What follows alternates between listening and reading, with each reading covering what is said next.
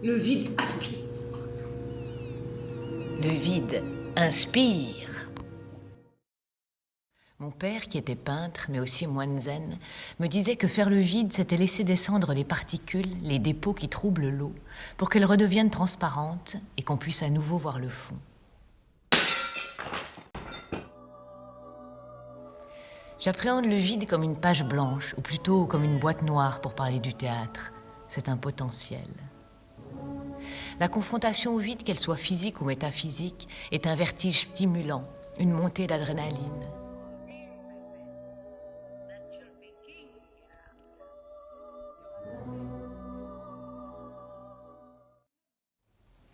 L'être face au vide, je crois que c'est l'obsession qui fonde et traverse l'ensemble de ma recherche artistique, réunissant ma pratique de l'aérien, du buto et du théâtre. Le vide est d'arrêter notre fonctionnement usuel de cerveau. Dans le buto, on dit des choses étonnantes. Changer le vide autant que possible.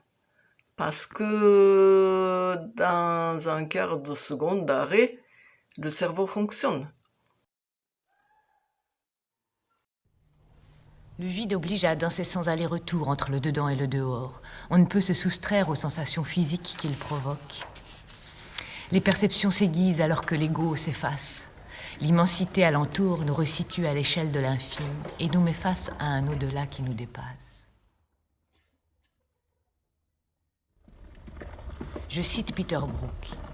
Comme la traversée d'un abîme sur une corde raide, la nécessité donne soudain des pouvoirs étranges. Dans un sens, le metteur en scène est toujours un imposteur, un guide dans le noir qui s'avance sans connaître le terrain, et pourtant il n'a pas d'autre choix. Dès lors que le vide est perçu comme un espace des possibles, le vide n'est pas rien, et pour moi, il englobe les notions de transparence, d'invisible et d'inconnu. Il était arrivé plusieurs fois à Gilliatt, personnage des Travailleurs de la mer de Victor Hugo, de trouver dans de l'eau de mer parfaitement limpide d'assez gros animaux inattendus, de formes diverses, de l'espèce méduse. Il en concluait que, puisque des transparences vivantes habitaient l'eau, d'autres transparences également vivantes pouvaient bien habiter l'air. Il ne croyait pas à l'air désert. Puisque la mer est remplie, pourquoi l'atmosphère serait-elle vide ? L'air habité par des transparences vivantes, ce serait le commencement de l'inconnu. Selon Grotowski, nous devons admettre que nous ne verrons jamais l'invisible dans son entier.